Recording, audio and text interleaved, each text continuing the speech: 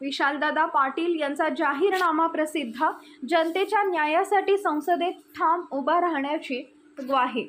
सांगली लोकसभा मतदारसंघातील अपक्ष उमेदवार विशालदादा पाटील यांचा निवडणूक जाहीरनामा प्रसिद्ध करण्यात आला।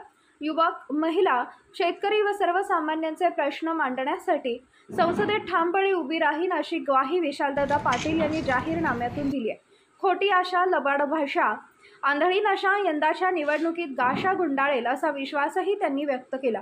माजी केंद्रीय मंत्री प्रतीकदादा पाटील, जिल्हा बँकेच्या उपाध्यक्ष जयश्रीताई पाटील, माजी नगरसेविका रोहिणीताई पाटील, उदय पवार, पीएल पाटील, अण्णासाहेब कोरे आदींच्या उपस्थितीत जाहीरनाम्याचे प्रकाशन करण्यात आले। म्हैसाळची जी माहिती आहे आणि म्हैसाळ योजनेची कशा पद्धतीने म्हैसाळ योजना सुरू झाली, त्याचबरोबर म्हैसाळ योजनेची कुणी कुणी त्या ठिकाणी आंदोलनं केली आणि त्याचबरोबर तिथं जी त्यांची जी साधारण म्हैसाळ योजनेमधली जी मंजुरी असतात आणि कुठलीही आपल्याला माहिती आहे की एखादं घर बांधायचं असेल तर त्या ठिकाणी कागदपत्र जमा करावं लागतात, बँकेत तुम्हाला जायला लागते, कर्ज काढावं लागतं। तशा पद्धतीने ह्या म्हैसाळ योजनेची प्रत्येक ठिकाणी मंजुरी घ्यायला लागते आणि मंजुरी झाल्याशिवाय त्याला निधी कुठला उपलब्ध होऊ शकत नाही। त्याची सगळी माहिती ह्या ज्या ज्या लोकांनी म्हणतो ना आपलं घामाचं त्या ठिकाणी घाम गाळलेला आहे आणि आंदोलनं करून ही सगळी योजना मंजूर केली आणि त्यानंतर प्रत्येकाने त्याच्यावरती जो निधी दिला, त्या आमदारांनी जे पुढाकार घेतला, याची सगळी माहिती त्या म्हैसाळ योजनेत दिलेली आहे। त्याचबरोबर ह्याच्यातनं आपण बघाल की त्यात खुलासा आम्ही सगळ्यांनी केलेला आहे। काल सुद्धा काही माझ्या बाबतीत काही विषय त्या ठिकाणी भाजपचे उमेदवार बोललेले आहे। तर खऱ्या अर्थाने ज्यावेळेस मी पक्ष सोडला होता त्यावेळेस माझंही अडचण आज जी घडली ह्याच्यावरच होतं की ज्या पद्धतीने विशाल बाबतीत विचार झाला नाही पक्षातनं, एवढे ठामपणे त्या ठिकाणी आमच्या बाजूने पक्ष उभा राहायला पाहिजे होता, तो मागच्या वर्षी उभा राहिला नाही, यावेळीस उभा राहिला नाही। सोनिया गांधींपर्यंत हा प्रश्न वेगळा होता, त्यामुळे मी सोनिया गांधींपर्यंत काँग्रेसपर्यंत मी आहे म्हणून मागच्या जाहीर केलं होतं। आता विरोधकांच्या मनात काय आहे त्यांनी काही जाहीर करतात हे मला माहीत आहे। ह्या असणाऱ्या जाहीरनाम्यामध्ये आमचा ह्या केलेला 10 वर्षामधला असा पंचनामा त्या ठिकाणी विशालने वाचून दाखवलेला आहे। प्रत्येक कुटुंबातल्या माणसाने आमच्यात एक जबाबदारी सांभाळलेली। मी खासदार म्हणून मला त्या ठिकाणी जी जबाबदारी किंवा ज्या लोकांनी माझ्या पाठीशी उभा राहिल्यावरती मी कुठं सोडून जाऊ शकत नाही, ही एक जबाबदारी समजून आज जी लोकांची प्रश्न आहे मी ऑफिस चालू ठेवलं, त्या माध्यमातून मी कामं केली। आमच्या आईसाहेबांनी संस्थेच्या माध्यमातून काम केले, विशालने आपल्या पद्धतीने कामं केलेली, आंदोलनं केली पक्षाच्या माध्यमातून। त्याच्याबरोबर विश्वजित जे होते आमचे अध्यक्ष म्हणजे पृथ्वीराज पाटील होते, जयश्रीबहिणी होत्या, या सगळ्यांनी मिळून जी आंदोलनं केली यामध्ये त्यांनी त्यांचा पाठ दाखवला। कुठलं नाही तर त्या ठिकाणी विशालची मिसेसने सुद्धा आपलं जी पार्ट आहे ते त्यांनी केला। जे कुटुंबातलं कुठलाही व्यक्ती हा आमचा घरी बसून नाहीये, तर कुठंतरी जनता अडचणीत आहे, जनतेचे प्रश्न सोडवायच्या निमित्ताने हा बाहेर पडलेला त्या जाहीरनाम्यात आम्ही ते दिलेलं आहे। मला असं वाटत नाही ह्याच्यापेक्षा आणि काय खुलासा द्यावा आणि आमच्या भावाभावात काय चाललंय हे सांगण्यापेक्षा तुम्ही तुमच्यात काय चाललेलं आहे, तुमची जनता तुम्हाला का जवळ करत नाही 10 वर्षानंतर, एवढं तुम्ही तुमचा विचार करावा। ते आम्ही काय, मी कुणावर कधी काय चुकीची टीका केली नाही, मी करायला जाणारी घरगुती टीका आहे आणि माझ्यापेक्षा उमेदवारांना आमच्या घरातलं चांगली परिस्थिती माहीत आहे। आणि तसं म्हटलं तर माझ्या निवडणुकीनंतर विशालनी उमेदवारांना जवळ केलं होतं काही गोष्टीला, बँके तुमच्या त्या ठिकाणी मार्केट कमिटीची इलेक्शन असते तर खुला मनाने विशालनी त्या ठिकाणी प्रत्येक गोष्टी जनतेच्या हितामध्ये, संस्थेच्या हितामध्ये घेतलेल्या होत्या। पण आज या ठिकाणी प्रश्न त्या कुठल्या संस्थेचा नाही, तर थेट हा प्रश्न आहे की सांगलीच्या जनतेचं काय आणि एवढी सांगलीची जनता का भडकली याच्या बाबतीत तुम्ही खुलासा करा। तुम्ही स्टेजवर आम्हाला बोलून काय नेमकं करणार आहात? तुम्हाला जर डिबेट करायचा असेल तर तुमच्या तुलनेचा माणूस ओळखा।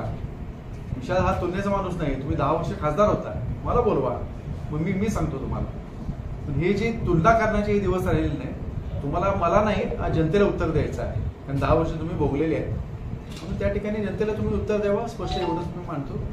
विशालदादांनी राजकीय संन्यास घ्यायला लावला असं त्या आरोपात नेमकं कसं आहे, विशालनी राजकीय संन्यास घ्यायला लावला असता तर मी त्यावेळेस बोललो असतो ना। तिडकीने त्यावेळेस सांगितलं की विशालवर अन्याय झाला, माझ्यावर अन्याय झाला, आमच्या घरावर अन्याय झाला, विशालला त्या ठिकाणी जी उभा राहायची पाळी आली शेतकरी संघटनेची, ही का आली तर ती माझा जो विरोध आहे, माझा त्या ठिकाणी सोडायचा जो विषय होता तो स्पष्ट मी केला होता की मला ज्या पद्धतीने काम करायचं होतं राहुलजींकडनं ती सपोर्ट मिळाला नव्हता. त्यावेळेस मला जे काम करायचं होतं, मला सोनिया गांधींपर्यंत मला शक्ती होती. त्यानंतर पक्षात चाललेल्या वातावरणात मी काय त्या ठिकाणी सुखी नव्हतो. मी माझ्या पद्धतीने सोशल वर्कचं प्लॅन केलं होतं आणि सगळ्या जिल्ह्याला मी कित्येक वेळा सांगितलं की माझं एज लिमिट 45ला मी रिटायरमेंट पकडलं होतं. त्यानंतर आपण सोशल ऍक्टिव्हिटी करूया. प्रसंग आला तर गोष्ट वेगळी, पण आपणहून मी कुठं जायचा विचार त्यावेळेस नव्हतं. आणि तेच प्रसंग आहे. आज सुद्धा या ठिकाणी विशाल उभा आहे. विशालच्या प्रत्येक गोष्टीला ह्या 5 वर्षात मी त्याच्याबरोबर आहे. मी जरी राजकारणात नसेल तरी समाजकारणामध्ये माझी जबाबदारी वसंतदादा घराण्याची मी पार पाडली आणि पुरेही पार पाडली. आणि ही जबाबदारी कधी तुम्ही सोडवाल किंवा रिटायरमेंट व्हायचं म्हणलं तर ज्यावेळी विशाल पूर्णपणे ती जबाबदारी घेत 100% मी थोडंसं निवांत. दादा तुम्ही म्हणला तर जाहीरनाम्यामध्ये विकास केला किंवा आंदोलनं केली, तर त्यांचा आरोप आहे की तुम्ही 10 वर्षात काहीच आंदोलनं केली नाही, आपला विकास निधी आणला नाही आणि गेस्ट हाऊस टू बँक आणि बँक टू गेस्ट हाऊस एवढंच तुम्ही केलं. कसं झालंय त्याची सगळी माहिती अहवालात मी दिलेली आहे, अहवालामार्फत. आणि अहवालात दिलेल्या सगळ्या गोष्टीला छापील आहे. त्यात व्हेरीफाय करा तुम्ही. चुकीचं असेल तर सांगा. संस्था सगळ्या बंद पडल्या. संजय काका कितीतरी वर्ष आमच्यावर होते. त्यावेळेस त्याला या संस्था आठवल्या नाही का? अडचणीत होत्या, कारखाना अडचणीत होता, त्यांचे संचालक घेतले होते. चांगली गोष्ट आहे की अजून 100 आहे. त्यांनी किती काढले? आज ह्या अडचणीत आहे. वसंतदादा घरावरती आघात आत्ता नाही, आधीपासून झालेला आहे. तुम्ही एकेकाळी आमचं सहकार्य होतं. तुम्ही काय सहकार्य केलं? तुम्ही आमदारी झाला, तुम्ही आला का कुठं? हाक मारलं, तुम्ही पुढं आला, उभा राहिला, काय केलं तुम्ही? आम्ही आमच्या अडचणी सोडवायला सक्षम आहोत. कारखाना त्या ठिकाणी आम्ही ह्या दिलेला आहे, कारखाना सोडवला आहे. प्रत्येक संस्थेमध्ये आम्ही कुठलीही संस्था त्यागून विकलेली नाही. तुम्ही संस्था घेतल्या, कशा घेतल्या तुम्हाला माहिती आहेत. कारखाने कसे घेतले ते विकले, पण आम्ही विकलेलं नाहीये कुठलं. आम्ही ते ठेवलेलं आहे, जपतोय आम्ही. 100% आम्ही ते पुढं त्याला बाहेर काढू. ते तुम्ही आम्हाला सल्ला द्यायची गरज.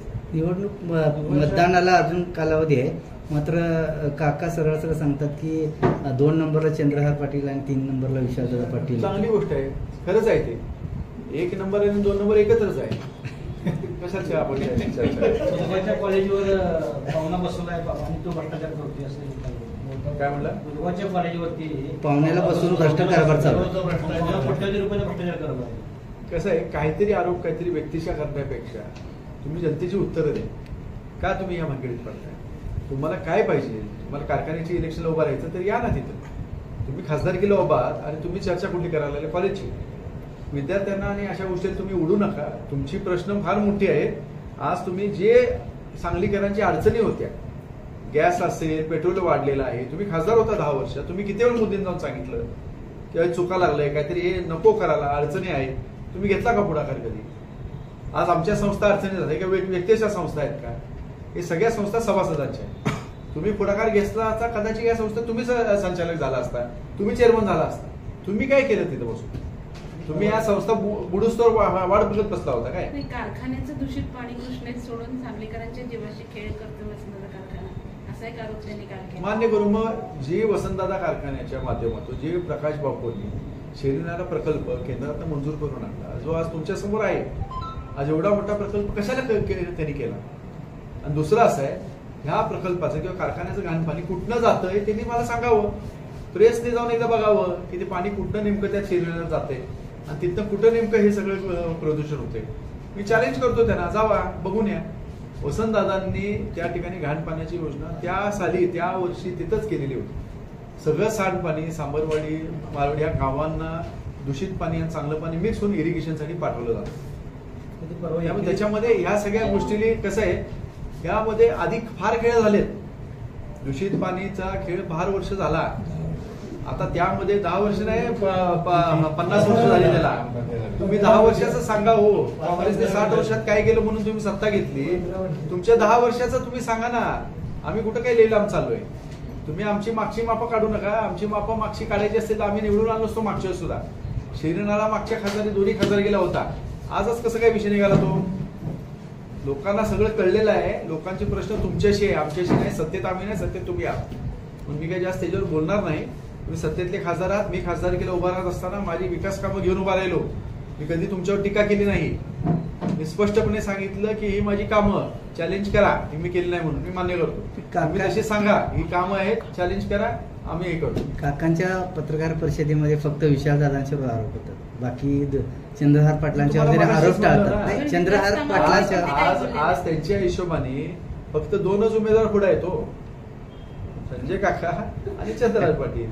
ते दोनच का ते घेतात नावं एका, दोघं आमची नावं घेत नाही, दोघं त्यांनी एकामेकीची नावं घेत नाहीत. म्हणजे माझ्या ते मीडियाची आतापर्यंत मी जी क्लिपिंग बघितली तर कधीच ते नाही. मला तर अपक्षाचंही अपेक्षा हे नाही, अपक्ष सुद्धा कधी नावं घेत नाही. फक्त एकच नाव सगळ्यांना तोटा, त्याने ह्यालाच का विरोध आहे मला कळलं, जनतेला कळलंय. आपण परवा ती एकेरी शब्दानं म्हणली की एकदा तुझ्या भावाचा पराभव केलाय, एकदा तुझा पराभव केला, आता आकाने तुझा पराभव मी करणार आहे म्हणून. चांगली गोष्ट आहे. आम्ही लहान आहोत, अनेकदा पराभव बसत करू. शेवटी कोण करायला लागलाय? काकाच ना. काय फरक पडतो? जनतेला आव्हान. आता ह्यावेळेस काय झालंय, हा पराभव आम्ही कोण करणार नाही, आमच्यात ती धाडस नाही, ही सांगलीची जनता करणार आहे. त्यावेळी जनतेनेच केला, आजही जनता करणार. तुम्ही स्वतःला मोठं समजू नका. जनतेला फक्त केलं पराभव तर हा जनताच करणार आहे. ते तुमचाही केलं, उद्या आमचा केला, तुमचाही करेल. तुम्ही दाखवा काहीतरी, आम्ही चुकलो होतो, मान्य केलं ना. झाली की 2 इलेक्शन झाली आमच्या. आता तुम्ही काय करताय सांगा, आम्ही शान झालो, तुम्ही शान झाले की नाही कोणाच ठेव. प्रचाराची रणधुमाळी चालू आहे, आता काय थोडंसं आव्हान करतो. सांगलीकरांनी मला आवाहन केलेलं आहे, म्हणून मी काय सांगलीकरांना काय आवाहन करणार आहे. तरी पण मला मतदान रात्र सुद्धा फोन आले, अक्षरशः मी कंटाळलो, काही लोकांच्या चिडलो, आणि आता मी कोणाचं जास्त ऐकून घेत नाही. उचलला फोन की एकच, उभं राहायचं, बाकी काय माहिती. किती लोकांना उत्तर देऊ, हा निर्णयच माझा नाही. आणि मला फार अडचण वाटत होती, पण खरं म्हणलं तर आज असं वाटायला आलं की परत वसंतदादा आले. प्रत्येक जनतेच्या आवाजातनं वसंतदादासारखे आम्हाला भासवायला लागले. आणि 100% आम्हाला काका बिका हा कुठला विषय आता नाही. आम्हाला खरं म्हणलं तर ह्या ज्या लोकांनी आज आमच्यासाठी उठाव केलेला आहे, जे नेते मंडळी बाहेर पडून आम्हाला मदत करायला लागले, उघड येऊन मदत करायला लागले, त्यांचं कुठेतरी आम्ही त्यांच्या असणाऱ्या ह्या ताकदीला कमी पडू नये याची आम्हाला भीती वाटायला लागली. 100% आम्ही खात्री आहे की मी नाही तर विशाल, आम्ही दोघं पण आहे. तो चुकला तर मी त्याला धरेन, मी चुकलो तर तो मला धरेन. अशा पद्धतीने आमची तयारी चाललेली आहे. वहिनी पण आहेत, आणि 100% आम्ही कुठं चुकणार नाही. जी जनता आज आमच्या बाजूने उभा राहिलेली आहे, 100% याचं यश जनताच मिळून देणार एवढं मी सांगेन. मी काकांसारखं मोठं काय बोलणार.